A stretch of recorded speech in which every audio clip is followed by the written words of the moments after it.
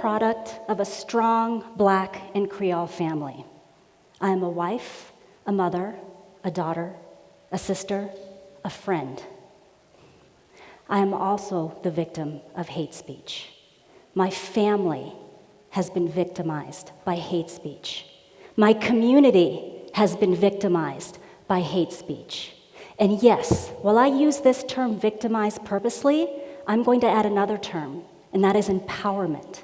Myself, my family, my community have been empowered by hate speech because we have our eyes wide open. We know what we face. We know that we are once again witnessing the rise of hateful ideology in our society, and the fact that white supremacy, things like white supremacy, are once again given a platform of legitimacy in our society. And we know we must come together collectively and creatively to fight against this social injustice.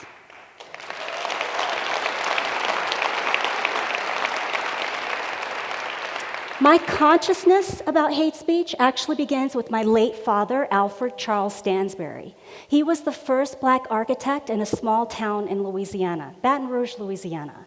The local Klan did not appreciate having such a brilliant and successful Black man represented in our town, and so they took to terrorizing my father and my family. But my father didn't back down. My mother, Liz Stansbury, didn't back down. Oh, my mother, oh my goodness. My Black, Creole, bodacious, beautiful mother did not back down. Mother, yes. The community did not back down. As a matter of fact, Black men in the community took to walking my father to and from work, to and from his car, to make sure that he was protected. And they walked with my family, they actually watched over my family's home to make sure that we were protected. This is an example of empowerment. This is an example of a community coming together and saying, no, we will not stand for this. And by the way, I mention my father and my mother by name because it's important for me to recognize that they gave me the backbone to deal with what I have to deal with on a daily basis sometimes in our society. They empowered me, and so I want to honor them, and that's why I purposely mention their names. So, what I want to cover today with you is to talk about one of the traditional justifications of freedom of speech, the most well-known one, and the rationale behind why we protect hate speech. So when we think about it, one of the most traditional justifications of freedom of speech is called the marketplace of ideas theory. This is a theory that was talked about by Mill and Holmes and others. In this theory, it holds that society, all of us, act as an open market where a free exchange of ideas leads us to agreed upon truths. This idea actually dates back to the sophists of ancient Greek culture. The sophists were early teachers of rhetoric. They knew that they needed to teach persuasion and argument in order to help the democracy function. And one of the things that they said is that the truth comes through the clash of arguments. Think about that. The truth comes through the clash of arguments. That is really important. It does not come through the clash of ill-informed opinions.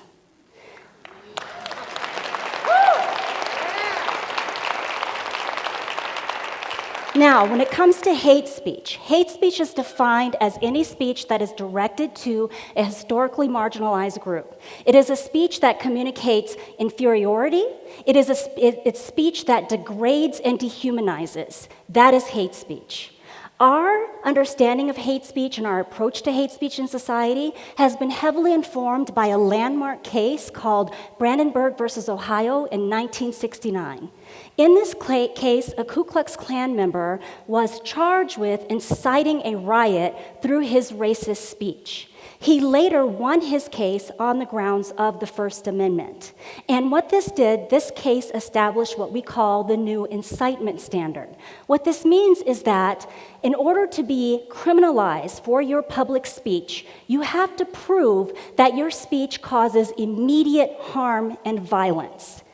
And really, that is difficult to prove. That is where we start to see blanket protections of hate speech in our society. Now, please don't get me wrong. I am not advocating for censorship. I am saying that all of us have a responsibility to understand the First Amendment, to understand our responsibilities and the consequences of the First Amendment. Hate speech has real material harm in our society. It harms individuals, it harms families, it harms community, it harms our democracy. So we really need to think about ways to mitigate that harm, and we need to be responsible of that. We experience hate speech in the college environment, we experience it out in public, we experience it coming from our leaders and our media personalities, we experience it everywhere. Freedom of speech does not mean freedom from consequences, nor does it mean freedom from responsibility. And I think,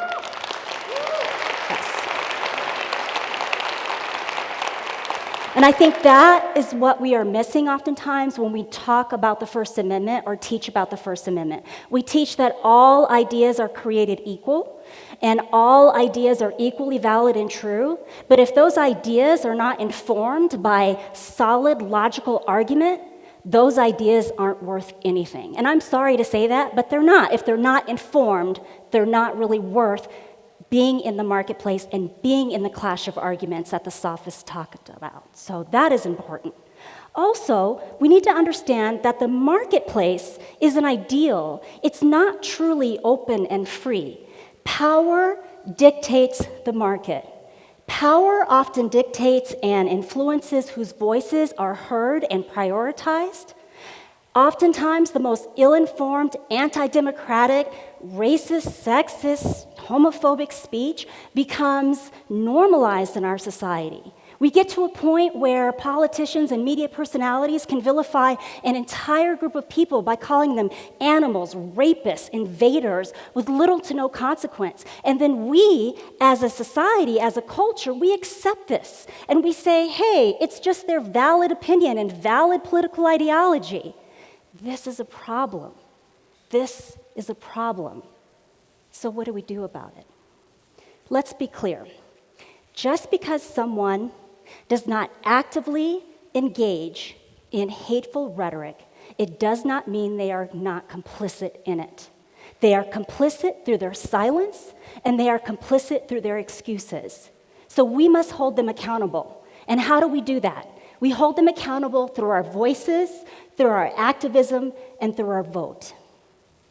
It's also important to hold our family and friends accountable. I don't know about you all, but many of us have been taught that we should not talk about politics and religion at the dinner table or with family and friends. And yeah? Have you been taught that? Yes. Okay. I say that this has been a detriment to our intellectual and cultural growth.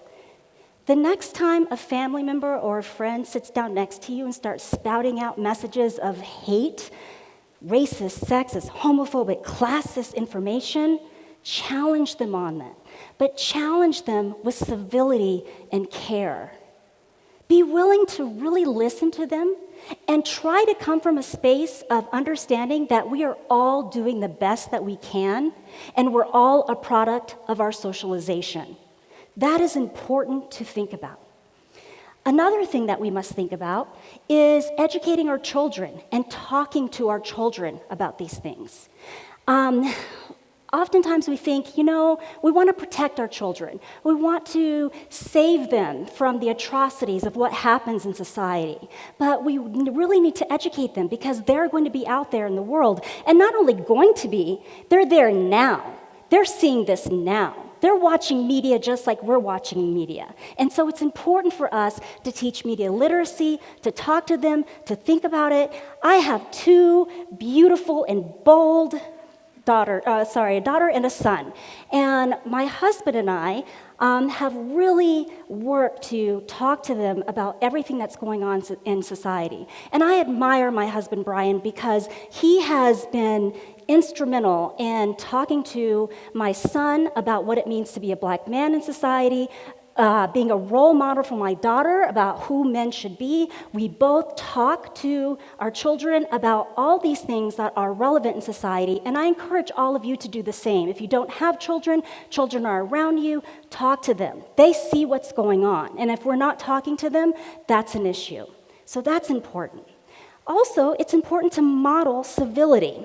So, at the heart of civility is a concept known as dialogic ethics. And with dialogic ethics, there are two pieces: listening and learning. So, we must be willing to actively listen to one another and be willing to learn from one another. Like I said before, understanding our socialization, understanding our stories, and not being afraid to share our reasoning and our rationale with others. That is important to dialogic ethics. One of the other things that people often say about civility is that anger has no place in civility. What do you think I'm going to say about that? It has a place. It has a place. We should be angry that we are now, again, witnessing the rise of hate in our society.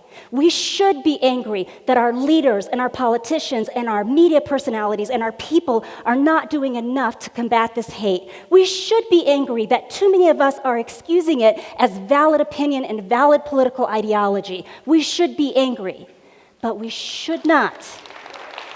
Yes.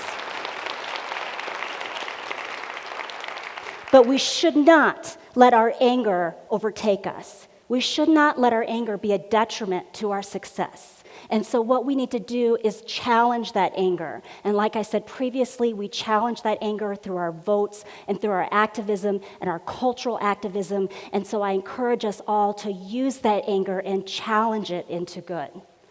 So we are living in difficult times. But you know what? We've been through this before. We've overcome this before, and we will damn well overcome it again.